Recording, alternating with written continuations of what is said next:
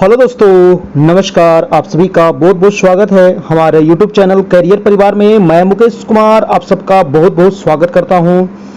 तो कैसे हैं आप सभी लोग दोस्तों, मेरे प्यारे दोस्तों। और आप सभी की तैयारी चल रही है, अच्छे से आप लोग तैयारी करते रहिए और जम के तैयारी कीजिए, है ना। और आंदोलन भी जम के करना है और तैयारी भी जम के करना है। कुछ तो ज़रूर बदलाव होने वाला है ना। कुछ तो फिर से बदलाव होगा आप सभी का। जो ये डोमिसाइल से संबंधित जो मामला है, ये फिर से बदलाव होने वाला है। कुछ जरूर होगा, देखिएगा थोड़ा दिन में आपको सुनने को मिलेगा। तो यहाँ पर चलिए हम लोग आज का टेस्ट शुरू करें। और ये टेस्ट बहुत इंपॉर्टेंट है, सामान्य अध्ययन करेंट अफेयर का। आपको यहाँ पर सारे सवाल हम लेकर के आए हैं दोस्तों। History, geography, polity, economics, current affair सारे आपको यहाँ पर पूरा निचोड़ यहाँ पर देखा जाएगा दोस्तों। हर एक सवाल का हम लोग यहाँ पर पूरा ऑपरेशन करेंगे। और ये टेस्ट नंबर होने वाला है आपका 46 नंबर, ठीक है। इसके पहले 45 आपका कंप्लीट हो गया है। अगर नहीं देखे हैं तो जरूर देखिए, क्योंकि जितना हम करवा दिए हैं अगर उतना भी कर लेते हैं तो बहुत है आपके लिए, है ना, एग्जाम के व्यू से, ठीक है। तो 1 to 5 के लिए आपका मेन रूप से है, लेकिन सामान्य अध्ययन जो है आपको सभी आपको पूछा जाएगा। जो आपका 12 का देंगे उसको भी पूछा जाएगा, जो 9, 10 में देंगे उनको भी पूछा जाएगा, ठीक है। मेन रूप से 1 to 5 का है, ऐसे सभी बच्चों के लिए आप देख सकते हैं, ठीक है। चलिए 3 बजे से आपकी डेली क्लास होती है, तो फटाफट मेरे प्यारे दोस्तों आ जाइए, शुरू करें आज की क्लास। इसका पीडीएफ नोट्स आप लोग को मिलेगा हमारे व्हाट्सएप में ही, और अभी 50% ऑफ है तो आप वहां पर ले सकते हैं, ठीक है। जो आपका चार्ज है उसमें 50% का ऑफ आपको उसमें मिल जाएगा। डेली आपकी 3 बजे क्लास चल रही है। आज टेस्ट नंबर होगा आपका 46 नंबर। 50 महत्वपूर्ण प्रश्न है और इसी से संबंधित लगभग दोस्तों 200 सवाल अभी आपको करवाएंगे, है ना। तो लगभग 200 से 250 सवाल आपको यहाँ पर कंप्लीट हो जाएगा और सारा रिवीजन होते चलेगा आपका, है ना। जितना भी आपके सवाल हैं वो रिवीजन होते चलेंगे। एनसीईआरटी, एससीईआरटी बेस्ट आपको मिलेगा यहाँ पर दोस्तों। और चलिए शुरू करते। तो ये देखिए नंबर हमारा व्हाट्सएप का है, अगर नहीं जुड़े हैं तब जुड़ जाइएगा। 7857824310। अभी 50% ऑफ है इसमें। जो आपका चार्ज था 500 उसमें 50% ऑफ कर दिया गया है। आप 251 पे करके दोस्तों ले सकते हैं। इसी नंबर पे आपको पे करना पड़ेगा। देखिए आपको नीचे नंबर दे दिया गया है ना। ये नंबर आपका है फोन पे गूगल पे नंबर दोस्तों। यही नंबर है, फोन पे गूगल पे पेटीएम सारा नंबर। जो लोग भी इस नंबर पे करेंगे तो स्क्रीनशॉट लेकर के इसी नंबर व्हाट्सएप पर आपको भेज देना, है ना। 7857824310, ठीक है। ये व्हाट्सएप है और यही आपका फोन पे गूगल पे भी है। तो जो भी 251 का पे करेंगे इसी नंबर पे स्क्रीनशॉट भेज देना है, आपको ग्रुप में ऐड कर दिया जाएगा और आपको पर्सनली सारे मटेरियल मिल जाएगा, है ना। जितना भी पीछे का क्लास हुआ है उसका पीडीएफ हो चाहे वीडियो हो, नोट्स हो, सारा आपको उपलब्ध करा दिया जाएगा। तो चलिए भाइयों शुरू करें आज की क्लास, है ना। चलिए 5 का पहला सवाल देखिएगा, सभी लोग जवाब दीजिए इसका, ठीक है। सब लोग अपना अपना तैयार हो जाइए और शुरू करते हैं। पहला सवाल है कि महासागरों के सतही जल का औसत तापमान लगभग कितना डिग्री सेंटीग्रेड होता है। पूछा गया सवाल है दोस्तों कि महासागर का जो सतही जल होता है उसका औसत टेम्परेचर कितना होता है। देखिए इसका औसत टेम्परेचर जो होता है दोस्तों आपका 27 डिग्री होता है ना। यानी कि आंसर हो जाएगा आपका, आंसर नंबर ए हो जाएगा, ठीक है। 27 डिग्री होता है इसका औसत तापमान। तो यहाँ से आंसर हो जाएगा आपका, आंसर नंबर दोस्तों ए नंबर आपका बिल्कुल सही हो जाएगा। तो चलिए इसका आंसर क्या हो गया, आप लोग फटाफट कमेंट करते चलिएगा, और आप लोग अपना अपना कमेंट करते चलना है। तो इसका आंसर हो जाएगा दोस्तों, आंसर नंबर आपका ए नंबर, ठीक है। चलिए सबसे बड़ा अगर महासागर की बात किया जाए तो महासागर सबसे बड़ा, टोटल महासागरों की संख्या कितनी है, 5 है। सबसे बड़ा महासागर दोस्तों आपका प्रशांत महासागर है, याद रखना है, ठीक है। सबसे बड़ा महासागर प्रशांत महासागर की आकृति कैसी है, अगर आकृति पूछा जाए प्रशांत महासागर की तो इसकी आकृति है दोस्तों ओ अक्षर की आपका, ठीक है। लेकिन अगर पूछा जाए दूसरा नंबर का जो महासागर है वो है अटलांटिक महासागर, है ना। अटलांटिक जो महासागर है दोस्तों इसकी आकृति कैसी है, तो इसकी आकृति है एस अक्षर की। और तीसरे नंबर का है दोस्तों आपका हिंद महासागर। तो हिंद महासागर की आकृति कैसी है, तो ये त्रिभुज की आकृति की है हिंद महासागर, है ना। ये तीनों आपको ध्यान रखना है, पूछा जाता है। अगला सवाल है आपका दूसरा नंबर की वित्तीय आपात की घोषणा को कितनी अवधि के अंदर संसद के दोनों सदनों से अनुमोदित होना आवश्यक है दोस्तों। बहुत ही इंपॉर्टेंट सवाल है, वेरी इंपॉर्टेंट सवाल है। अगर वित्तीय आपात की घोषणा दोस्तों कितने माह के अंदर, ये पूछ रहा था कि संसद के दोनों सदनों से अनुमोदित होना आवश्यक है, तो इसका राइट आंसर हो जाएगा दोस्तों आपका 2 माह, है ना। कितने माह के अंदर, 2 माह के अंदर। ऑप्शन नंबर आपका बी हो जाएगा क्लियर, बिल्कुल सही जवाब। अगर वित्तीय आपात की बात करें दोस्तों तो वित्तीय आपात हमारे संविधान में 360वें अनुच्छेद में वर्णन किया गया है। भारत में दोस्तों 3 प्रकार के आपात है, आपको पता होगा, 352 है, 356 है और आपका 360 है। ठीक है, 3 प्रकार के आपातकाल है भारतीय संविधान में वर्णन किया गया है। 352 जो है ये राष्ट्रीय आपात है, अभी तक 3 बार लग चुका है। 356 आपका बहुत बार लग चुका है, लेकिन 360 जो राष्ट्रीय आपात है ये अभी तक एक भी बार नहीं लगा है। ठीक है, तो इसका आंसर क्या हो जाएगा आपका 2 माह, आपको ध्यान रखना है। अगला प्रश्न है आपका प्रश्न नंबर 3 कह रहा है कि दीवान ए बंदगान विभाग की स्थापना दिल्ली सल्तनत के किस शासक के काल में हुई थी। वेरी इंपॉर्टेंट सवाल है, लल्लन टॉप प्रश्न है, पूछेगा एग्जाम में कि दीवान ए बंदगान जो विभाग है दोस्तों ये दिल्ली सल्तनत के किस शासक के काल में बनाया गया था। बलबन, अलाउद्दीन खिलजी, मोहम्मद बिन तुगलक और फिरोज शाह तुगलक। आंसर हो जाएगा दोस्तों आपका डी नंबर, फिरोज शाह तुगलक। जी हाँ, फिरोज शाह तुगलक के समय दोस्तों इसका निर्माण हुआ था, याद रखिएगा। ठीक है, दीवान ए बंदगान, है ना। फिरोज शाह तुगलक के बाद दोस्तों कहा जाता है कि सबसे ज्यादा गुलाम था, है ना।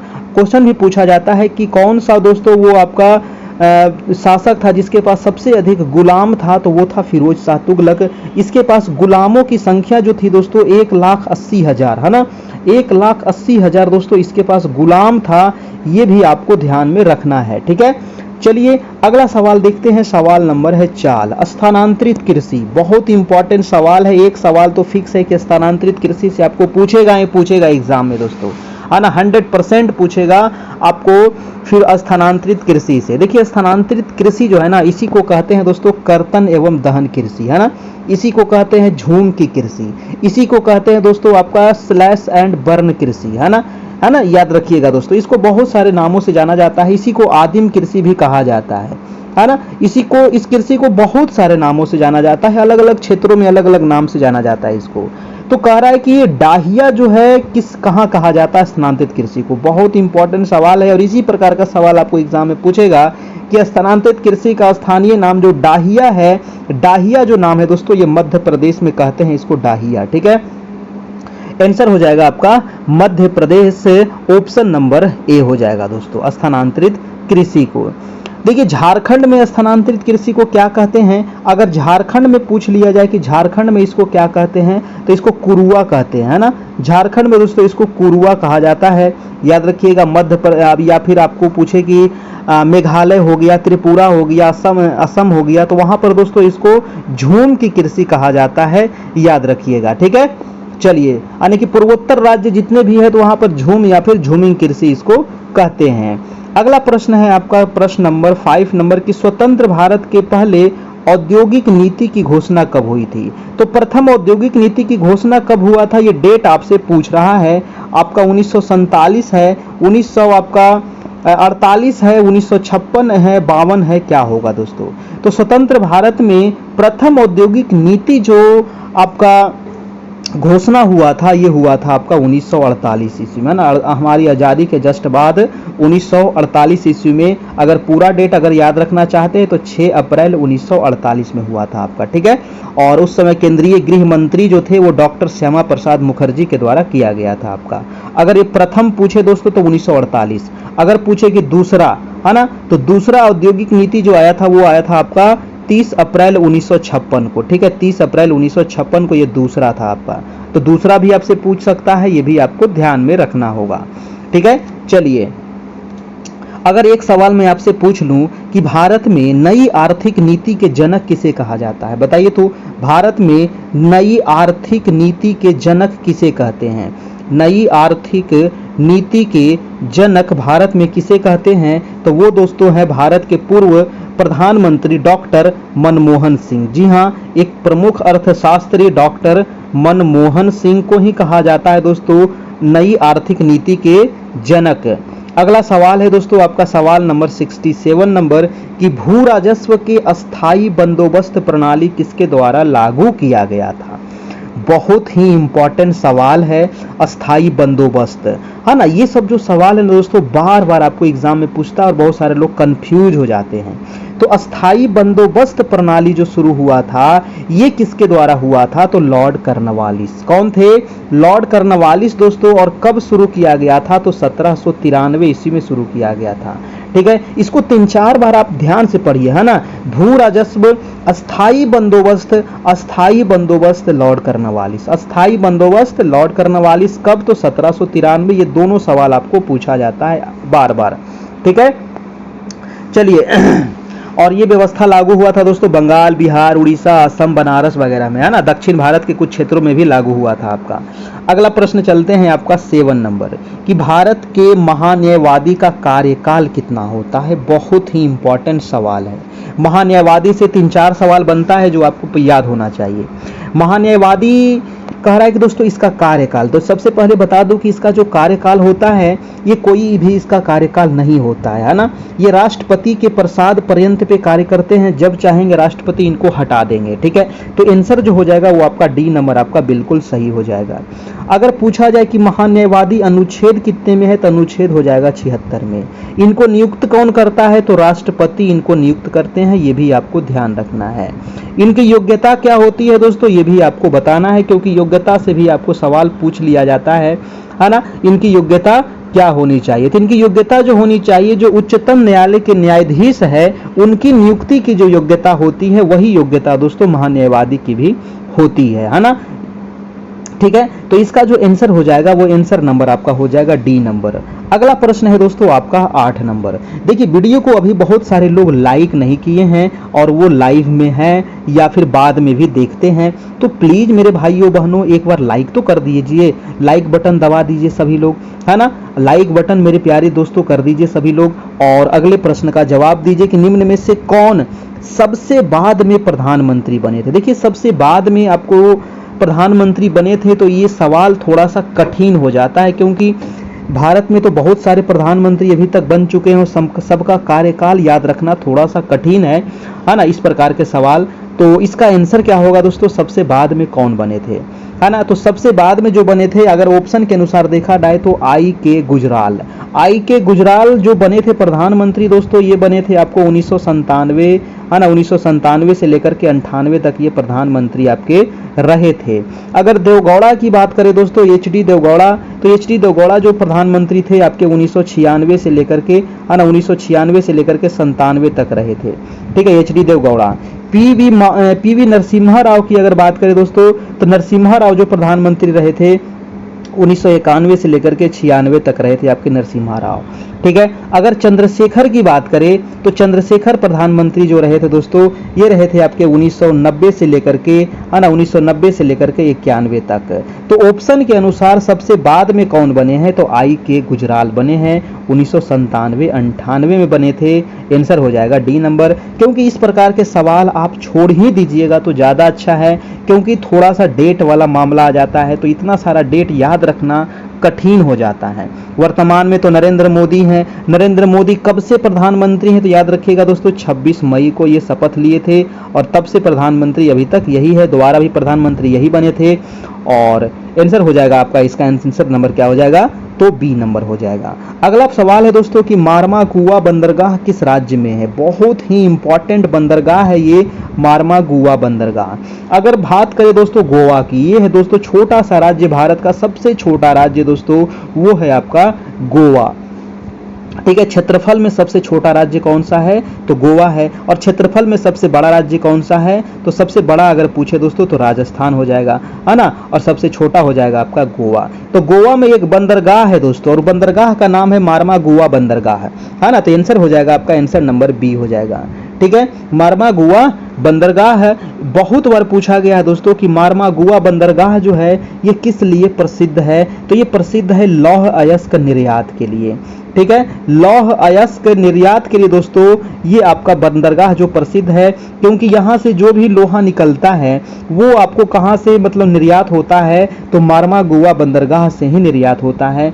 ये भी आपको याद रखना है, बहुत बार पूछा जाता है। एक बार आप ध्यान रखिएगा कि देखिए भारत में बहुत सारे बंदरगाह हैं, 13 अभी बड़ा बंदरगाह है दोस्तों, टोटल 13 बड़े बंदरगाह हैं और 200 से ज़्यादा छोटे छोटे बंदरगाह हैं, है ना। तो सबसे जो आपका कांडला बंदरगाह पूछा जाता है कहाँ है दोस्तों, तो कांडला बंदरगाह आप याद रखिएगा। कांडला जो है दोस्तों ये है आपका गुजरात में, और ये कैसा बंदरगाह है, तो ये ज्वारीय बंदरगाह है ना। कच्छ के रन के पास है आपका कांडला गुजरात में, और ये ज्वारीय बंदरगाह है, याद रखिएगा।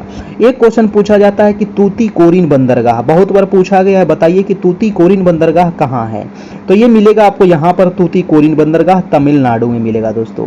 एक पूछा जाएगा न्यू मंगलोर बंदरगाह है, तो न्यू मंगलोर कहाँ मिलेगा दोस्तों, ये कर्नाटक में राज्य में है आपका न्यू मंगलोर बंदरगाह है, ठीक है। एक पूछता है पारादीप बंदरगाह है, तो पारादीप कहाँ है, तो ये है आपका उड़ीसा राज्य में। एक पूछेगा कोचिन बंदरगाह, तो कोचिन कहाँ है दोस्तों, आपके केरल में, ठीक है। एक पूछेगा एन्नौर बंदरगाह है, तो एन्नौर बंदरगाह कहाँ है, तो ये तमिलनाडु में एन्नौर बंदरगाह। चेन्नई बंदरगाह भी आपका तमिलनाडु में। विशाखापट्टनम दोस्तों आंध्र प्रदेश में है, बहुत सारा है। मारमा गोवा आपका गोवा में है दोस्तों, है ना। आपका मुंबई में दोस्तों मुंबई बंदरगाह हो गया, पंडित जवाहरलाल नेहरू बंदरगाह हो गया, है ना। बहुत सारे बंदरगाह हैं, 13 अभी बड़े बंदरगाह हैं और 200 से ज़्यादा छोटे छोटे बंदरगाह हैं। ये याद रखिएगा, पूछा जाता है कि अभी बड़े कितने बंदरगाह हैं, तो 13।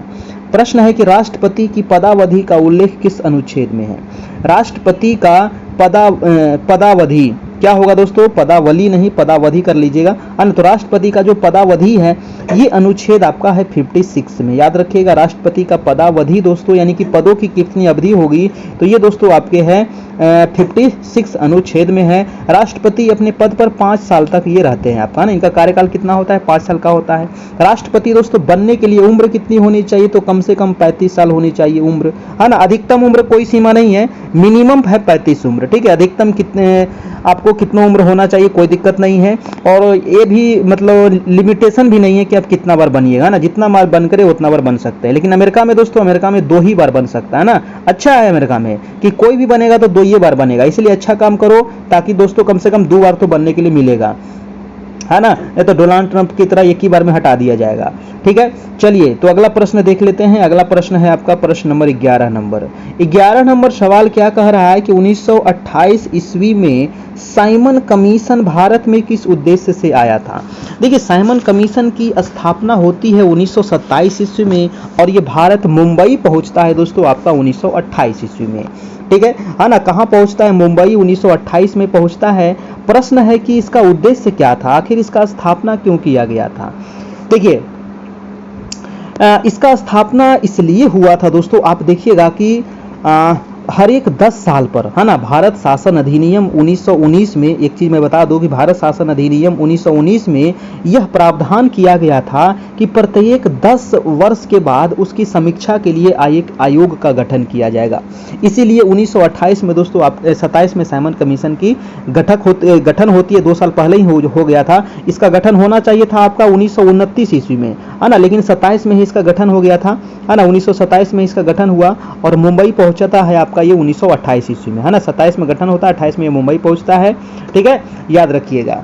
चलिए तो इसका आंसर क्या हो जाएगा, आपका आंसर हो जाएगा आपका आंसर नंबर, आखिर इसका उद्देश्य पूछ रहा था ना, तो इसका उद्देश्य हो जाएगा दोस्तों प्रशासनिक सुधार के विचार से दोस्तों इसका गठन किया गया था आपका, ठीक है, प्रशासनिक सुधार के विचार से। और ये बॉम्बे पहुंचता है आपका 1928 ईस्वी में 3 फरवरी, है ना, 3 फरवरी 1928 को। अगला प्रश्न है आपका 12 नंबर। भारत के निम्न में से किस राज्य का कोई समुद्री तट नहीं है। देखिए समुद्री तट मैं यहाँ पर थोड़ा सा फिगर में दिखा दूं, है ना, ये रहा आपका दक्षिणी भारत। अब समुद्र कहाँ मिलेगा, तो इतना ही में मिलेगा समुद्र, इसके ऊपर तो पूरा स्थल ही स्थल है ना। तो कौन कौन से राज्य समुद्र से घिरा हुआ है ये तो आपको पता होना चाहिए, समुद्र से सीमा बनाती है। तो सबसे पहले तो दोस्तों आपका गुजरात है, गुजरात के नीचे महाराष्ट्र है, महाराष्ट्र के, है ना, ये गुजरात हो गया, महाराष्ट्र हो गया दोस्तों, आपका गोवा हो गया, कर्नाटक हो गया, केरल हो गया 5 नंबर, तमिलनाडु हो गया 6 नंबर, आंध्र प्रदेश हो गया 7 नंबर, उड़ीसा हो गया दोस्तों 8 नंबर, और आपका पश्चिम बंगाल हो गया आपका 9 नंबर। तो टोटल जो 9 राज्य हैं दोस्तों ये आपके मतलब समुद्र से सटे हुए हैं। अब ये 9 राज्य आपको पता होना चाहिए क्रम से, या तो आप इधर से चलिए या इधर से चलिए, है ना। तो यहाँ पर गुजरात का तो सीमा बनता है, महाराष्ट्र भी टच करता है, तमिलनाडु में भी समुद्र है, लेकिन तेलंगाना दोस्तों समुद्र नहीं है ना, क्योंकि तेलंगाना जो है ये बीच में हो जाता है। तेलंगाना जो अलग हुआ था ये आंध्र प्रदेश से अलग हुआ था। कब अलग हुआ था? तो 2 जून 2014 को दोस्तों ये अलग हुआ था आपका तेलंगाना। और तेलंगाना को समुद्र प्राप्त नहीं है, ये बीच में है दोस्तों। आंसर हो जाएगा आपका, आंसर नंबर सी हो जाएगा आपका बिल्कुल सही जवाब। ठीक है, आंसर क्या हो जाएगा? C number. अगला सवाल चलते हैं, आपका सवाल नंबर है आपका 13 नंबर। 13 नंबर है कि मुगल बादशाह जहांगीर ने आत्मकथा तुजुक ए जहांगीरी किस भाषा में लिखी थी? देखिए, तुजुक ए जहांगीरी जो लिखा गया था किसके द्वारा? तो जहांगीर के द्वारा लिखा गया था। और ये भाषा पूछा गया है, बहुत इंपॉर्टेंट है। तो उस समय दोस्तों चलता था आपका मुगल काल में फारसी भाषा, तो लिखा गया था दोस्तों ये फारसी में, है ना, फारसी में लिखा गया था। याद रखना है तुजुक ए जहांगीरी। ठीक है, याद रखना है तुजुक ए जहांगीरी। अगर आपसे पूछा जाए दोस्तों कि तुजुक ए बाबरी, है ना, तुजुक ए बाबरी और तुजुक ए जहांगीरी बहुत बार पूछा जाता है। जहांगीरी जहांगीर लिखा था, बाबरी बाबर लिखा था। ठीक है, तो मुगल बादशाह बाबर जो था दोस्तों, है ना, मुगल बादशाह जो बाबर था, इन्होंने मुगल का स्थापना किया था ना, और इसने अपनी आत्मकथा लिखा था तुजुक ए बाबरी। ठीक है, तुजुक ए बाबरी पूछा जाता है किस भाषा में लिखा गया था? तो इसको मत फारसी मार दीजिएगा, नहीं तो दोस्तों आप फेल हो जाइएगा, है ना। फारसी मत मारिएगा। तुजुक ए बाबरी जो था वो था आपका तुर्की भाषा में। ठीक है, कौन सा भाषा था? तुर्की था, है ना। तो इसका आंसर क्या होगा? इसका आंसर हो जाएगा फारसी, क्योंकि तुजुक ए जहांगीरी लिखा गया था आपको फारसी में और तुजुक ए बाबरी लिखा गया था आपको तुर्की में। ठीक है, ये दोनों आपको ध्यान में रखना होगा।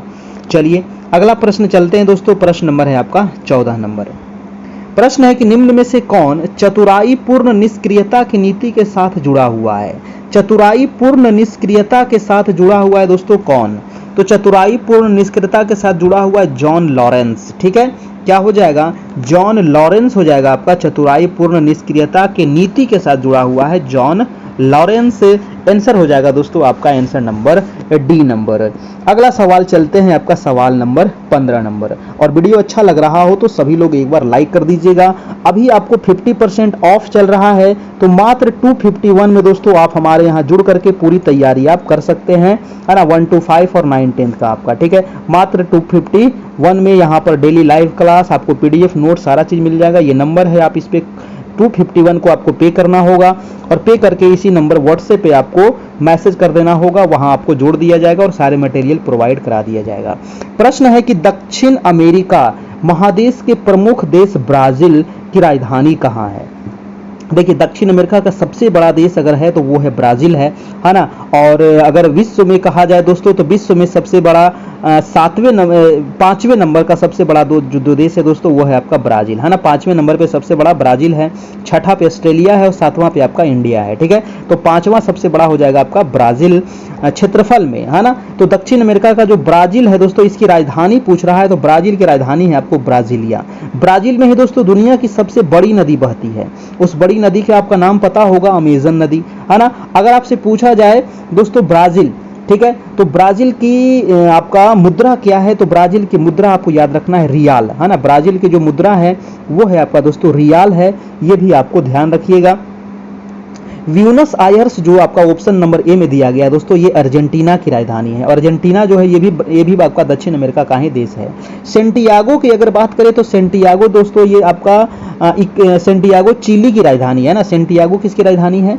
ये चिली की राजधानी है आपका। ठीक है, चलिए अगला प्रश्न है आपका प्रश्न नंबर आपका 16 नंबर की वुड डिस्पैच। जी हाँ दोस्तों, बहुत ही इंपॉर्टेंट सवाल है। वुड डिस्पैच सीधा पूछेगा आपसे कि ये किससे संबंधित था वुड डिस्पैच? तो वुड डिस्पैच दोस्तों ये अंग्रेजी शिक्षा से संबंधित है ना। आपको शिक्षा सिर्फ दे सकता है, अंग्रेजी नहीं भी देगा। अगर अंग्रेजी दे देता है तो अच्छी बात है, क्योंकि ये अंग्रेजी शिक्षा से संबंधित था दोस्तों आपका वुड डिस्पैच। ऑप्शन नंबर हो जाएगा शिक्षा, ऑप्शन नंबर आपका डी हो जाएगा। ठीक है, ऑप्शन नंबर डी हो जाएगा दोस्तों। इसको तैयार किसने किया था? तो चार्ल्स वुड ने तैयार किया था 1854 ईस्वी में। ठीक है ना, 1854 ईस्वी में। अगला सवाल चलते हैं दोस्तों, आपका 17 नंबर सवाल है कि मोहम्मद बिन तुगलक के शासनकाल में भारतीय यात्रा पर इब्न बतूता जो आया था वह किस देश का यात्री था? इब्न बतूता जो है ना, ये बहुत इंपॉर्टेंट है। ये मोरक्को का यात्री था दोस्तों। ये अफ्रीका का एक देश है आपका मोरक्को, है ना। अफ्रीका का दोस्तों एक देश है आपका मोरक्को, और अफ्रीका महादेश का, और यहीं से आया था दोस्तों आपका इब्न बतूता। कब आया था? तो 1333 ईस्वी में आया था आपको मोहम्मद बिन तुगलक के शासनकाल में, और इन्होंने याते वक्त अपना यात्रा वृत्तांत लिखा था दोस्तों, और उस यात्रा वृत्तांत का नाम था रेहला, है ना। रेहला था दोस्तों यात्रा वृत्तांत, है ना। पूरा यात्रा में क्या क्या उन्होंने देखा, क्या क्या किया, ये आपका रेहला में वर्णन किया गया है। आंसर हो जाएगा आपका मोरक्को, ठीक है, याद रखिएगा। अगला प्रश्न है आपका 18 नंबर। प्रश्न है कि हड़प्पा सभ्यता के निम्न में से किस स्थल से हल का टेराकोटा प्राप्त हुआ है? बहुत ही इंपॉर्टेंट सवाल है। हल का टेराकोटा जो प्राप्त हुआ है, ये कहां से प्राप्त हुआ है? देखिए, ये जो प्राप्त हुआ है दोस्तों, ये हुआ है बनवाली से प्राप्त, है ना। बनवाली स्थल से दोस्तों मिट्टी के हल का प्राप्त हुआ है ना। ये मिट्टी का था आपका बना हुआ, है ना। मिट्टी के हल का टेराकोटा प्राप्त हुआ है कहाँ से? बनवाली से, याद रखिएगा, बनवाली, ठीक है। और लोथल क्या था दोस्तों? तो लोथल जो था एक बंदरगाह था, है ना। चलिए याद रखिएगा। अगला प्रश्न चलते हैं। हाँ, और कालीबंगा भी पूछा जाता है कि कालीबंगा जो था यहाँ से क्या मिला था? तो जूते हुए खेत के साक्ष्य मिले थे कालीबंगा से आपका, ठीक है। धौलावीरा से क्या मिला था दोस्तों? तो 10 बड़े आकार के संकेतों से युक्त शिलालेख मिला था आपको धौलावीरा से, याद रखिएगा, है ना। चलिए दोस्तों, अगला सवाल है आपका 19 नंबर की कालबेलिया। कालबेलिया जो नृत्य है, ये किस राज्य में हो, किस राज्य से संबंधित है? कालबेलिया नृत्य भी आपको एक आगो जरूर पूछ लेगा, है ना। नृत्य हो गया आपका, संगीत हो गया आपका, डांस हो गया, है ना, इससे संबंधित भी जरूर सवाल रहेगा आपका, ठीक है। तो कालबेलिया जो नृत्य है दोस्तों, ये आपका कहाँ का है? तो ये है आपका राजस्थान का, याद रखिएगा। कालबेलिया कहाँ का है ना। तो कालबेलिया जो है ये राजस्थान का है। ऑप्शन नंबर आपका ए हो जाएगा, ठीक है।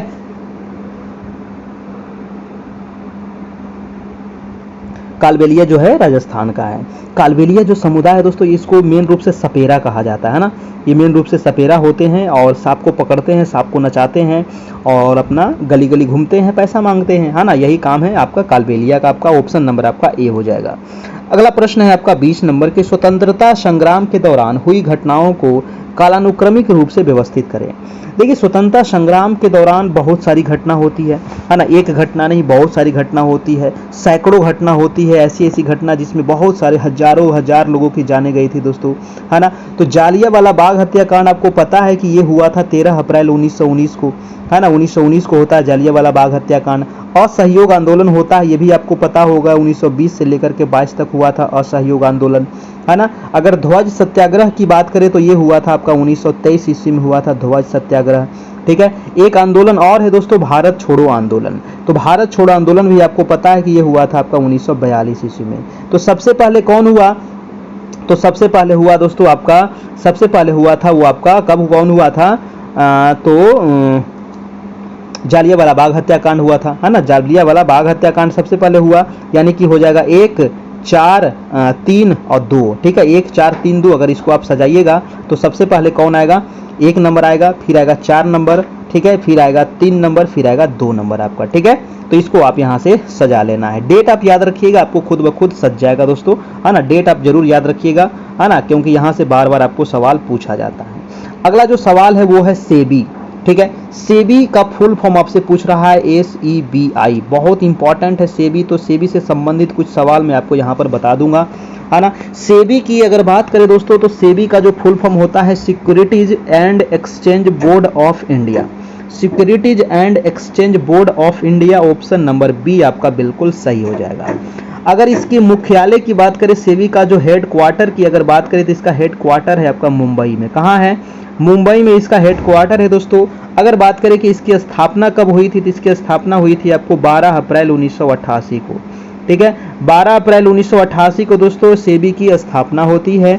और ये याद रखना है सेबी किससे संबंधित है? तो ये जो संबंधित है आपका शेयर बाजार से, है ना। शेयर बाजार में आपका ये संबंधित है आपका सेबी। अगला प्रश्न है आपका 22 नंबर कि भारत में जनसंख्या के अनुसार तीसरा और क्षेत्रफल में 12वां कौन राज्य है? देखिए, भारत में तीसरा जो आपका जनसंख्या में वो है आपका बिहार, है ना। जनसंख्या में तीसरा बिहार है और क्षेत्रफल में 12 नंबर पे ये भी आपका बिहार है, ठीक है। अगर पूछा जाए कि पहला किसका है आपका जनसंख्या में, तो यूपी का है, दूसरा नंबर आपका महाराष्ट्र का है, ठीक है, और तीसरा नंबर आपका अपना बिहार का है, और चौथा नंबर अगर पूछा जाए तो वो हो जाएगा आपका वेस्ट बंगाल का है, ठीक है। कम से कम 4 को याद रखिएगा, छांटने के लिए भी आपको सजाने के लिए देता है, तो याद रखिएगा। तो आंसर हो जाएगा दोस्तों आपका बिहार नंबर, ऑप्शन नंबर आपका डी हो जाएगा। अगला सवाल है 23 नंबर, कह रहा है कि निम्न में से किस संविधान संशोधन अधिनियम के द्वारा राष्ट्रीय आपात के संदर्भ में आंतरिक अशांति शब्द के स्थान पर सशस्त्र विद्रोह शब्द रखा गया है। देखिए, आंतरिक अशांति के जगह पर क्या लाया गया है, सशस्त्र विद्रोह शब्द को जोड़ा गया दोस्तों। ये कौन से संविधान संशोधन के तहत? बहुत ही इंपॉर्टेंट सवाल है, बहुत इंपॉर्टेंट है, ये कई बार आपको पूछा है। तो इसका जो आंसर हो जाएगा ये 44वां संविधान संशोधन। देखिए 44वां संविधान संशोधन में और भी कुछ कुछ हुआ था, जैसे कि 44वां संविधान संशोधन होता है आपका 1978 ईस्वी में, है ना। और इसी के तहत जो राष्ट्रीय आपात के संदर्भ में पहले आंतरिक अशांति जो शब्द था दोस्तों, उसके जगह पर आंतरिक अशांति को हटा करके सशस्त्र विद्रोह शब्द को रखा गया है। ये हुआ था 44वें संविधान संशोधन के तहत। 44वें संविधान संशोधन में दोस्तों जो आपका संपत्ति का अधिकार था उसको भी हटा करके दोस्तों अनुच्छेद 300 के क में रखा गया था, है ना। वो भी आपको याद रखिएगा। संपत्ति का अधिकार अनुच्छेद 31 में था, इसको 44वें संविधान संशोधन के तहत अनुच्छेद 300 के क में रखा गया है, ये भी आपको याद होना चाहिए। अगला प्रश्न चलते हैं, प्रश्न नंबर आपका है 24 नंबर, कह रहा है कि कोसी बाढ़ नियंत्रण सिंचाई परियोजना कहाँ स्थित है। अब देखिए थोड़ा कॉमन सेंस तो भी लगा सकते हैं ना, ये बहुत इंपॉर्टेंट है, कोसी से संबंधित, है ना। नदी से संबंधित अगर आता है सवाल तो उसमें कोसी आपका बहुत बड़ा योगदान निभाएगा, क्योंकि कोसी नदी दोस्तों बिहार में बहुत ज़्यादा उत्पात मचाती है। बिहार का शोक कहा जाता है आपको कोसी नदी को, है ना। बिहार का शोक कहते हैं इसको कोसी नदी को, क्योंकि बहुत ज़्यादा ये क्षति पहुंचाती है ना, उत्तरी बिहार में आपका। तो कह रहा है कि दोस्तों जब कोसी बिहार की है तो ये बिहार में ही होगा, उत्तर प्रदेश कैसे होगा, तमिलनाडु भी नहीं होगा, पश्चिम बंगाल भी नहीं होगा, है ना। जैसे ही आया कोसी नदी, तो कोसी नदी बहती कहाँ है, तो बिहार में, तो बिहार में होगा। नियंत्रण और सिंचाई परियोजना बिहार में स्थापित होगा, है कि नहीं। कोसी की जो लंबाई है वो 730 किलोमीटर है ना। 730 किलोमीटर बह करके दोस्तों ये गंगा में जाकर के मिल जाती है ना। ये गंगा में मिलती है तो ये गंगा की सहायक नदी हो गई, है ना। इसको बिहार का शोक भी कहते हैं, याद रखिएगा। और यही कोसी नदी पर दोस्तों जो कुसहा में जो बांध था, है ना, वो टूट गया था 16 अगस्त 2008 को, और बहुत सारे लोगों की जानें चली गई थी आपका, ठीक है। याद रखना है आपको। आंसर क्या होगा दोस्तों, आपका बिहार हो जाएगा। चलिए अगला प्रश्न है आपका प्रश्न नंबर 25 नंबर, कि कौन सुनामी चेतावनी का एक संकेत है। देखिए सुनामी आता है तो क्या होता है, सुनामी आता है जानते क्या होता है, जैसे कि ये है आपका दक्षिणी भारत, है ना। ये आपका है दोस्तों, इधर है बंगाल की खाड़ी, आपको पता है। तो क्या होगा ना बंगाल की खाड़ी में कि यहाँ पर जो जल है ना, यहाँ पर जो जल है ना, वो क्या होगा, पीछे खिसक जाएगा दोस्तों। ये जो जल है ना वो मान लीजिए अभी यहाँ पर जल है तो ये खिसक करके यहाँ आ जाएगा, है ना, खिसक करके यहाँ आ जाएगा। तो लोग क्या करते हैं, देखने के लिए आगे बढ़ जाते हैं, अरे पानी चल गया वहां तक। अब यही जो सुनामी है, एक बार पानी दोस्तों यहाँ चढ़ जाएगा और आदमी यहाँ अंदर रह जाएगा। अब यही जो सुनामी यहाँ आ गया, पानी अंदर, सभी आदमी को खींच करके फिर से अपने अंदर समा लेगा, ठीक ना। यही होता है। इसीलिए मतलब जब भी समुद्र के किनारे जाइए तो ज़्यादा आगे बढ़ने की आप कोशिश मत कीजिए, है ना। ज़्यादा आगे बढ़ने का कोशिश नहीं करिएगा। ये हमेशा घटना ऐसा ही होते रहता है दोस्तों, है ना। बहुत सारे लोग घूमने के लिए जाते हैं, ठीक है। तो ऐसी मतलब ये सब चीज़ों से थोड़ा सावधान रखना है, ठीक है। ऑप्शन में देखिए कि सुनामी चेतावनी का एक संकेत कौन सा है, तूफानी मौसम गलत बात है, बौछार ये भी गलत बात है। देखिए सी नंबर ऑप्शन में दिया गया है समुद्र तट से तुरंत वापस गिरने वाला पानी। ये समुद्र का जो तट है ना, यहाँ से पानी जो है ना एकदम नीचे चला जाएगा ढेर आगे तक, और लोग इसी चक्कर में आगे बढ़ जाते हैं देखने के लिए, और फिर एक बय होने से पानी आ जाता है दोस्तों पूरा रफ्तार में, तब तक आप पीछे नहीं मुड़ पाइएगा और आपको अंदर संभालेगा, ठीक है ना। तो ध्यान रखिएगा, ऑप्शन नंबर आपका सी हो जाएगा। ऐसा ही हुआ था 2004 में दोस्तों सुनामी के समय, है ना, जो आपका सुनामी आया था जिसमें हजारों लाखों लोगों की मृत्यु हो गई थी आपकी। प्रश्न है कि पछाव, पछाव शब्द से क्या तात्पर्य है बताइएगा। पछाव से दोस्तों क्या तात्पर्य है, पछाव से तात्पर्य है दोस्तों यानी कि एक ऊंचा बादल, है ना, एक ऊंचा बादल दोस्तों, इसको कहते हैं पछाव मेघ, है ना, इसी को कहते हैं दोस्तों पछाव मेघ। ये सबसे ऊंचाई पर मिलता है दोस्तों, ठीक है। और ये किससे निर्मित होता है, तो ये हिम कणों से निर्मित होता है ना, ये हिम कणों से आपका निर्मित होता है पछाव मेघ, याद रखिएगा। और इस मेघ से दोस्तों बारिश नहीं होती है ना, इससे वर्षा नहीं होता है। अगला प्रश्न है आपका 27 नंबर। प्रश्न है कि राष्ट्रपति के निर्वाचक मंडल का उल्लेख भारतीय संविधान के किस अनुच्छेद में किया गया है। देखिए निर्वाचक मंडल राष्ट्रपति की अगर बात करें दोस्तों तो अनुच्छेद 52 से लेकर के 62 तक राष्ट्रपति के बारे में वर्णन किया गया है। ठीक है, अनुच्छेद 52 से लेकर के 62 तक। अब यही 52 से 62 में दोस्तों बार बार पूछ लेता है, कभी निर्वाचक मंडल, कभी राष्ट्रपति का पदावधि, कभी उसका कार्य पूछ लेगा, कभी ये पूछ लेगा, कभी वो पूछ लेगा। तो निर्वाचक मंडल जो है राष्ट्रपति का, ये अनुच्छेद 54 में हो जाएगा, है ना। ये अनुच्छेद कितने में है, अनुच्छेद 54 में दोस्तों। अगर 52 पूछा जाए कि अनुच्छेद 52 में क्या है तो राष्ट्रपति, है ना, यानी कि अनुच्छेद 52 में लिखा हुआ गया है कि भारत का एक राष्ट्रपति होगा। ठीक है, भारत का एक राष्ट्रपति होगा, ये अनुच्छेद 52 में वर्णन है। 53 में किसका वर्णन है दोस्तों, 53 में है दोस्तों कार्यपालिका शक्ति, है ना। कई बार पूछा गया है कि राष्ट्रपति का कार्यपालिका शक्ति अनुच्छेद कितने में है, तो कार्यपालिका जो शक्ति है ये अनुच्छेद हो जाएगा आपका 53 में। ठीक है, और 54 में मैंने क्या बताया, आपका निर्वाचक मंडल हो जाएगा। अगर 55 पूछ लिया जाए तो 55 में हो जाएगा निर्वाचन की विधि, है ना। निर्वाचन की क्या विधि है, ये है आपको अनुच्छेद 55 में। ठीक है, निर्वाचन की क्या विधि है, ये हो जाएगा आपका 55 में। अगला प्रश्न है आपका प्रश्न नंबर 28 नंबर 28 है कि मधेपुरा लोकोमोटिव फैक्ट्री में निर्मित भारत की सबसे शक्तिशाली विद्युत रेल इंजन का सामर्थ्य कितना है। बहुत ही इंपॉर्टेंट सवाल है, क्वेश्चन ऐसे भी पूछ सकता है ना, कि लोकोमोटिव फैक्ट्री जो सबसे शक्तिशाली इंजन है दोस्तों, ये कहाँ पर निर्मित हुआ है, तो ये मधेपुरा में निर्मित हुआ है। ठीक है, और इसका जो पावर है ये 12,000 हॉर्स पावर का है दोस्तों।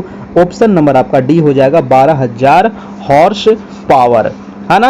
आंसर हो जाएगा आपका डी नंबर। चलिए अगला प्रश्न देखते हैं, आपका प्रश्न नंबर हो जाएगा 29 नंबर 29 है कि कंडोली उत्सव कहाँ मनाया जाता है। बहुत इंपॉर्टेंट उत्सव है आपका कंडोली उत्सव। देखिए कंडोली उत्सव की अगर बात करें तो ये मनाया जाता है आपको दोस्तों पश्चिम बंगाल में। पश्चिम बंगाल में ना बहुत सारे उत्सव मनाए जाते हैं, है ना, बहुत सारे वहाँ पर उत्सव होता है दोस्तों। कंडोली उत्सव हो गया, बहुत सारा उत्सव आपको, है ना, और जबरदस्त मेला लगता है। दुर्गा पूजा तो खैर फेमस है ही, है ना, दुर्गा पूजा तो खैर वहाँ का सबसे बढ़िया है ना। उसके अलावा दोस्तों आपके काली पूजा, दुर्गा पूजा, बहुत सारे पूजा होते हैं वहाँ पर। आंसर हो जाएगा आपका, आंसर नंबर सी हो जाएगा आपका, पश्चिम बंगाल। अगला सवाल हम चलते हैं 30 नंबर कि भारत में हिमालय की सबसे ऊंची चोटी। वेरी वेरी इंपॉर्टेंट सवाल। अगर पूछा दोस्तों कि भारत में हिमालय की सबसे ऊंची चोटी कौन सी है तो क्या होगा, जल्दी बताइए। भारत में हिमालय की सबसे ऊंची चोटी कौन सी है ना। भारत में हिमालय की जो सबसे ऊंची चोटी है वो कौन सी होगी, क्या होगा इसका आंसर। तो देखिए Kanchenjunga, Mount Everest, K2, Nanda Devi. देखिए इसका आंसर जो हो जाएगा दोस्तों, मैं पहले आंसर बता दूं, कंचनजंगा होगा। कंचनजंगा जो कहाँ है मैं इसको थोड़ा सा दिखा दूं, ये होगा कंचनजंगा, है ना, ये हो जाएगा आपका कंचनजंगा, आपका यहाँ सिक्किम में है। ठीक है, आंसर हो जाएगा आपका ये नंबर। माउंट एवरेस्ट की बात करें तो माउंट एवरेस्ट कहाँ है दोस्तों, ये भी आपका नेपाल में, यहीं पर बगल में है ना, ये नेपाल में है माउंट एवरेस्ट, और इसकी ऊंचाई है 8,848 मीटर। और अगर ऑप्शन में आपको 8,848 नहीं रहे और 8,850 मिले तो 50 आपको टिक कर देना है। ठीक है ना, क्योंकि कहीं कहीं नया नया बुक में आपको 50 भी देखने को मिल जाएगा। ठीक है, K2 की अगर बात करें दोस्तों तो K2 जो है ना ये भारत की सबसे ऊंची चोटी है, और K2 यहाँ पर मिलेगा आपको काराकोरम में, है ना। K2 जो चोटी है ये काराकोरम पर्वत श्रृंखला में है K2 आपका, और इसकी ऊंचाई है 8,611 मीटर, है ना, K2 की, और ये भारत की सबसे ऊंची चोटी है आपका K2। नंदा देवी दोस्तों आपको यहाँ उत्तराखंड में मिलेगा आपको नंदा देवी। ठीक है, तो सबसे ऊंचा कौन सा हो गया, भारत में हिमालय का पूछ रहा था तो कंचनजंगा हो जाएगा आपका, ऑप्शन नंबर ए हो जाएगा बिल्कुल सही जवाब। ठीक है, समझ में आया, समझ में आ गया तो प्लीज एक लाइक तो कर दो, बनता है ना, एक लाइक बनता है, अपने दोस्तों को भी शेयर कर देना है और चैनल को सब्सक्राइब कर लेना है ताकि आपको डेली नोटिफिकेशन मिल सके और आप तैयारी कर सके।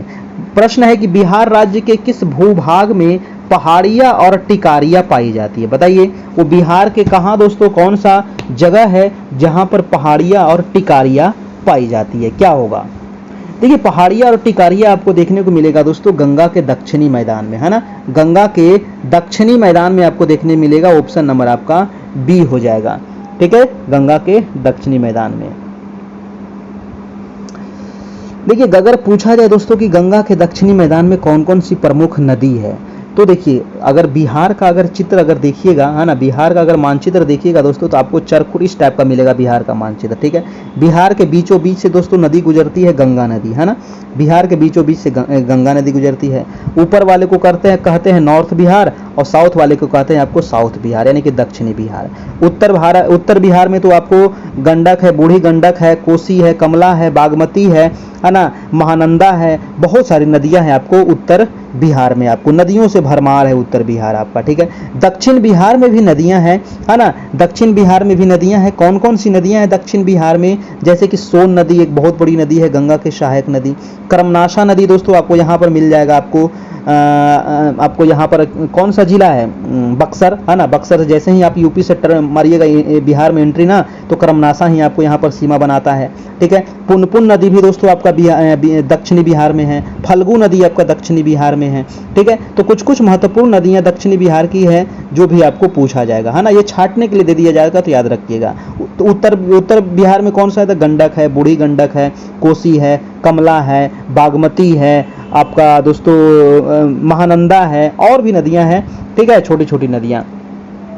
अगला प्रश्न है, इसका आंसर हो गया बी नंबर। अगला प्रश्न है दोस्तों आपका 32 नंबर कि बिहार के किस क्षेत्र में शिष्ट नीस ग्रेनाइट चट्टानों की बहुलता दिखती है? बताइए, वो बिहार का कौन सा क्षेत्र है जहां पर शिष्ट नीस और ग्रेनाइट चट्टाने की बहुलता देखने को मिलेगा? वो चट्टान हो जाएगा आपका दक्षिणी गंगा मैदान के दक्षिणी सीमांत क्षेत्र में, है ना, दक्षिणी गंगा मैदान के दक्षिणी सीमांत क्षेत्र में दोस्तों।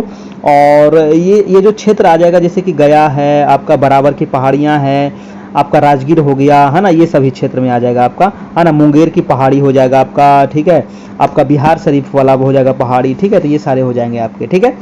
चलिए, तो इसका आंसर हो गया डी नंबर। अगला सवाल है आपका 33 नंबर। 33 नंबर है कि दल परिवर्तन के आधार पर सदन के किसी सदस्य की निर्हता संबंधी प्रश्न का निर्णय करने का अधिकार निम्न में से किसके पास है? देखिए, दल परिवर्तन के आधार पर सदन के किसी सदस्य की निर्हता संबंधी प्रश्न का जो निर्णय करने का अधिकार है, ये अधिकार दोस्तों दिया गया है संबंधित सदन के अध्यक्ष और सभापति को। ये क्वेश्चन ना कई बार आपको घुमा फिरा करके पूछा जाता है, याद रखिएगा, है ना, कि दल परिवर्तन के आधार पर सदन के किसी सदस्य की निर्हता संबंधी प्रश्न का जो निर्णय करने का जो अधिकार है, वो आपको अध्यक्ष या फिर आपका सभापति के पास ये अधिकार होता है आपका दोस्तों। नेक्स्ट है आपका 34 नंबर की उपराष्ट्रपति या फिर राष्ट्रपति, उपराष्ट्रपति राज्यसभा का पदेन सभापति होता है। बिल्कुल सही, सबको पता है कि उपराष्ट्रपति जो होते हैं राज्यसभा के पदेन सभापति होते हैं। इस बात का उल्लेख जो है ये किस संविधान के अनुच्छेद में किया गया है? देखिए, इस बात का जो जो वर्णन किया गया दोस्तों कि जो उपराष्ट्रपति होंगे राज्यसभा के पदेन सभापति होंगे, ये 2 अनुच्छेद में मिलता है। एक तो आप 64वें अनुच्छेद अगर आप पढ़ते हैं तो वहां भी आपको देखने को मिलेगा ये चीज, और एक आपका 89 अनुच्छेद पढ़ते हैं तो वहां भी ये चीज लिखा गया है, ठीक है। 64वें अनुच्छेद में के अनुसार जो राष्ट्रपति है ये उपराष्ट्रपति जो दोस्तों जो राज्यसभा का पदेन सभापति होगा और अन्य कोई लाभ का पद धारण नहीं करेगा, है ना। और अनुच्छेद 89 में वर्णन किया गया है कि 89 के अनुसार भारत का उपराष्ट्रपति राज्यसभा का पदेन सभापति होगा, है ना। दोनों में ये बातें आपको लिखी गई है, तो आंसर हो जाएगा आपका दोनों हो जाएगा आपका 64 भी और आपका दोस्तों 89 भी आपका। अगला प्रश्न देखते हैं आपका प्रश्न नंबर है 35 नंबर।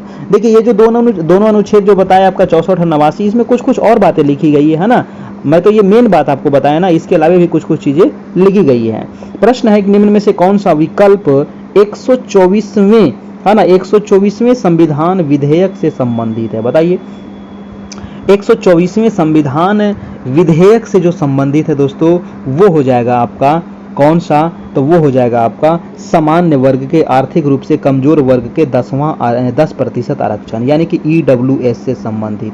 देखिए, EWS के बारे में कुछ कुछ चीज पूछा जाता है। ये कैमा संविधान संशोधन था EWS? तो 103वां, है ना, 103वां संविधान संशोधन था आपका EWS, और 124वें संविधान विधेयक था, है ना। संविधान विधेयक कितने नंबर का था? तो 124वें था, है ना। ये संविधान संशोधन नहीं था 124वें, संविधान विधेयक था ना। संशोधन जो था दोस्तों 103वां संविधान संशोधन अधिनियम बना था आपका EWS से संबंधित, जो 10% आरक्षण मिला था आपका, है ना। चलिए, अगला सवाल देखते हैं। सवाल नंबर है आपका 36 नंबर।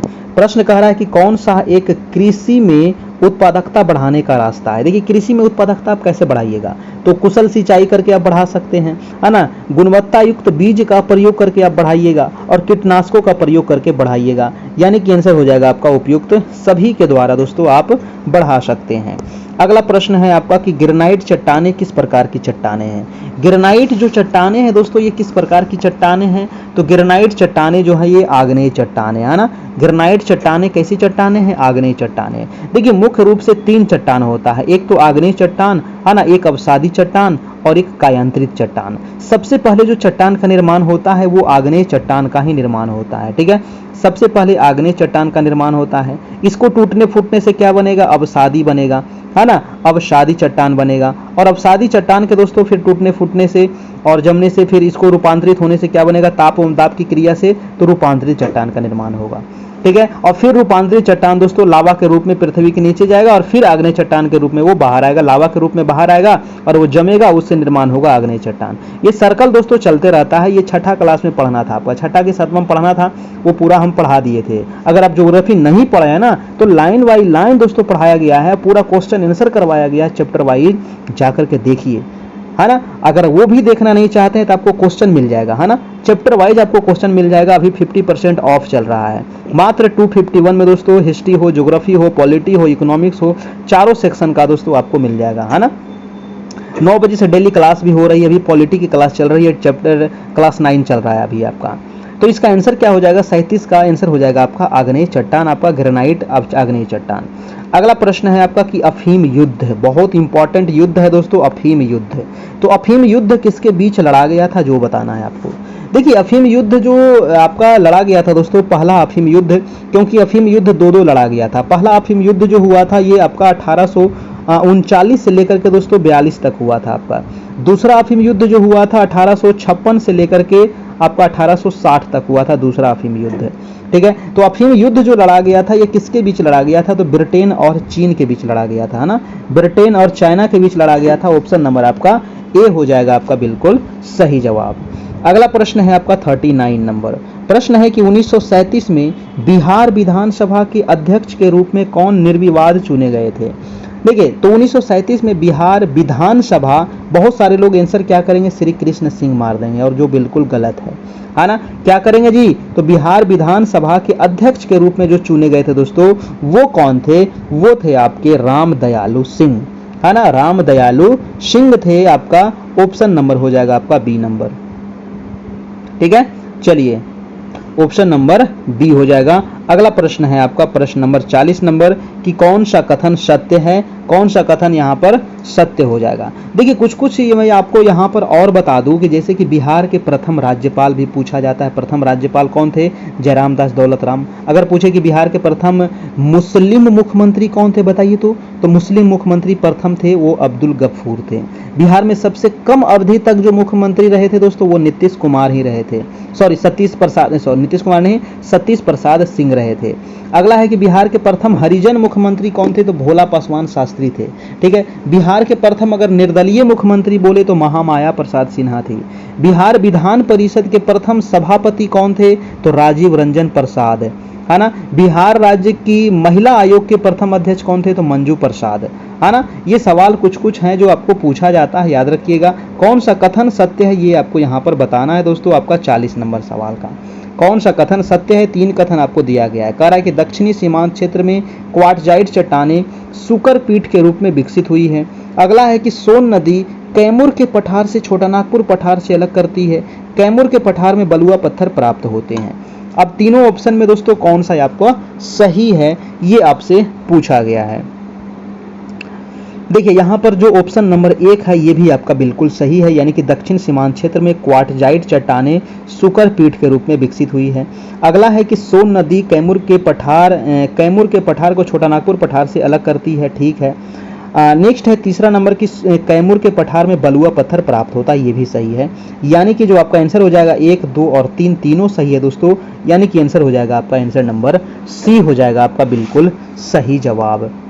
अगला प्रश्न है आपका 41 नंबर की मई 2003 में, चलिए कुछ करंट अफेयर के भी सवाल देख लेते हैं कि मई 2003 में किस देश के विदेश मंत्री भारत की यात्रा पर आए थे। देखिए भारत की यात्रा पर आए थे सॉरी 2023 ईस्वी, 2003 नहीं, मई 2023 में आए थे। वो इजराइल के प्रधानमंत्री थे आपके, है ना। इजराइल के, सॉरी प्रधानमंत्री नहीं, विदेश मंत्री थे, है ना। इजराइल के विदेश मंत्री जो थे वो आपके भारत आते हैं मई 2023 में दोस्तों, ठीक है। आंसर क्या हो जाएगा आपका, आंसर नंबर डी हो जाएगा आपका बिल्कुल सही जवाब।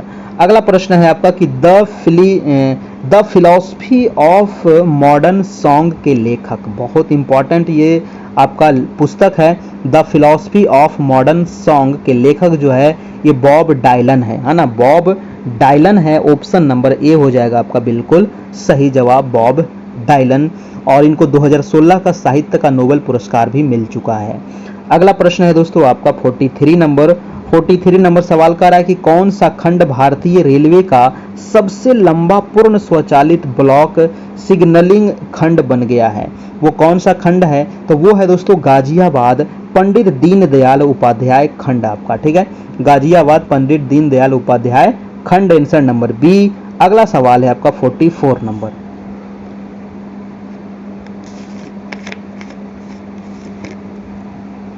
चलिए इसका जवाब आप लोग दीजिए, मैं थोड़ा पानी वगैरह पी लूं।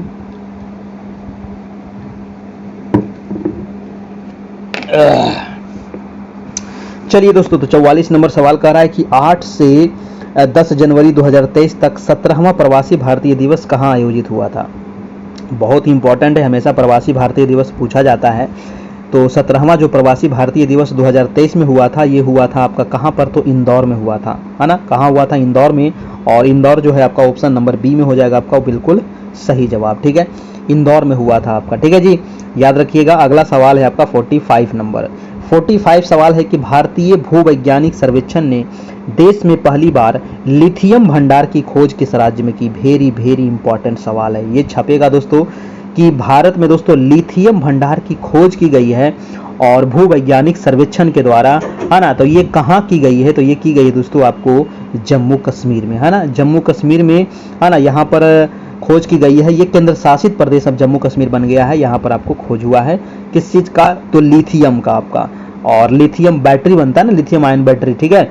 अगला सवाल है, इसको इलेक्ट्रिक वाहन में उपयोग किया जाता है लिथियम का। प्रश्न है कि फरवरी 2023 में विश्व हिंदी सम्मेलन का कौन सा संस्करण फिजी में आयोजित हुआ है। बहुत इंपॉर्टेंट सवाल है। देखिए फिजी में जो आयोजित हुआ है दोस्तों आपका विश्व हिंदी सम्मेलन आपका 2023 में दोस्तों, ये कैवां सम्मेलन था, तो आंसर हो जाएगा आपका ये 12वां सम्मेलन था, ठीक है। ये 12वां सम्मेलन था, याद रखिएगा, है ना जी। अगला प्रश्न है आपका 47 नंबर। 47 है कि आर्टेमिस थर्ड, है ना, आर्टेमिस थर्ड मिशन के लिए नासा द्वारा किस कंपनी को अंतरिक्ष यात्रियों हेतु स्पेस सूट बनाने का काम सौंपा गया है। देखिए आर्टेमिस जो दोस्तों थर्ड है, इस मिशन के लिए नासा ऑक्जियोम स्पेस कंपनी को, है ना, किसको दिया है, ऑक्जियोम स्पेस कंपनी को अंतरिक्ष यात्री हेतु स्पेस सूट बनाने का काम दिया है ना। आंसर हो जाएगा आपका सी नंबर। अगला प्रश्न है आपका 48 नंबर कि अहर 2023 से एशिया का सबसे बड़ा अंतर्राष्ट्रीय खाद्य और आतिथ्य मेला कहाँ आयोजित हुआ है, ठीक है। तो ये जो आयोजित हुआ है दोस्तों, ये दिल्ली में आयोजित हुआ है ना, नई दिल्ली में आयोजित हुआ है। और ये जो मेला लगा था आपको 14 मार्च से लेकर के 18 मार्च तक आपका ये मेला चला था आपका, कहाँ, तो नई दिल्ली के प्रगति मैदान में, है ना। अगला प्रश्न है आपका 49 नंबर। प्रश्न है कि 19 अप्रैल 2023 को G20 रिसर्च एंड इनोवेशन, है ना, G20 research and innovation initiative सभा सम्मेलन कहाँ हुआ था। बहुत इंपॉर्टेंट सवाल है, G20 से संबंधित पूछा जाएगा, है ना। तो ये हुआ था दोस्तों आपका धर्मशाला में, ठीक है। कहाँ हुआ था, धर्मशाला। और धर्मशाला है कहाँ, तो ये है आपको हिमाचल प्रदेश में, ठीक है। धर्मशाला कहाँ है जी, तो ये हिमाचल प्रदेश में है। और यहीं पर आपका 2 दिवसीय सम्मेलन हुआ था आपका, है ना। अगला प्रश्न है आपका 50 नंबर। 50 नंबर सवाल कह रहा है कि कजाकिस्तान के अस्ताना में एशियाई कुश्ती चैंपियनशिप 2023 में पुरुषों की 57 किलोग्राम फ्री स्टाइल श्रेणी में स्वर्ण पदक किसने जीता था। बहुत इंपॉर्टेंट सवाल है, ठीक है। कजाकिस्तान के अस्ताना में हुआ था दोस्तों कुश्ती चैंपियनशिप 2023 है। और पुरुषों के 57 किलोग्राम वर्ग में, है ना, स्वर्ण पदक जो जीता था वो अमन सहरावत जीता था। कौन जीता था, अमन सहरावत। ऑप्शन नंबर आपका बी हो जाएगा बिल्कुल सही जवाब। तो ये था दोस्तों 50 सवाल और इससे संबंधित मैंने आपको बहुत सारा बहुत महत्वपूर्ण सवाल बताए हैं। इसको आप जरूर एक दो बार रिवीजन कर लीजिएगा, आपका यहाँ से बहुत सारा सवाल क्लियर हो जाएगा। ठीक है, इसका पीडीएफ नोट्स आपको मिल जाएगा दोस्तों हमारे व्हाट्सएप पर। ये नंबर है जहाँ से आप हमारे यहाँ जुड़ सकते हैं। डेली लाइव क्लास के साथ साथ आपको इसका पीडीएफ भी, पीछे जितनी क्लास हो गई है वो भी आपको मिल जाएगा। तो अभी ये 50% का ऑफ चल रहा है, तो मात्र 251 में आप ले सकते हैं। ये नंबर है 7857824310 और ये व्हाट्सएप नंबर है और यही नंबर आपका फ़ोन पे गूगल पे भी है। जो भी भाई बहन इस पर पे करेंगे 251 का, तो पेमेंट का स्क्रीनशॉट इस पर आप भेज दीजिएगा। ठीक है, मैसेज कर दीजिएगा हमको और मैं आपको फिर ऐड करवा दूंगा आपको। और दोस्तों वहाँ पर आपको सारे मटेरियल फिर मिल जाएगा, आपको पर्सनली दे दिया जाएगा पीछे वाला, फिर डेली बाई डेली आपको ग्रुप में मिलता रहेगा। बहुत सारे लोग वहाँ पर अभी जुड़े हैं और अपनी तैयारी को पूरा कर रहे हैं दोस्तों। थैंक यू दोस्तों। तो ये वीडियो कैसा लगा आप लोग बताइएगा, अपनी प्रतिक्रिया देना है। और रात में भी आपकी क्लास होगी, है ना। रात में जो क्लास चल रही है दोस्तों, वो रात में चल रही है अभी क्लास पॉलिटी की, है ना। तो पॉलिटी की क्लास जो आपका रात में 9 PM से डेली चल रही है। ठीक है ना। आपके क्लास 9-10 के जो बच्चे हैं, है ना, 9-10 के जो बच्चे हैं सामाजिक विज्ञान के हैं, उनके लिए आपका चल रहा है। जहां आपका हिस्ट्री कंप्लीट हो गया है, ज्योग्राफी आपका कंप्लीट हो गया है, फिलहाल अभी पॉलिटी चल रहा है ना। हिस्ट्री ज्योग्राफी आपका क्लास 6 to 10 तक आपको पूरा करवा दिया गया है। आपको चैप्टर वाइज, आपको लाइन बाई लाइन करवा दिया गया है। हिस्ट्री ज्योग्राफी नहीं देखें तो देख लीजिएगा, चैप्टर वाइज MCQ भी करवा दिया गया है।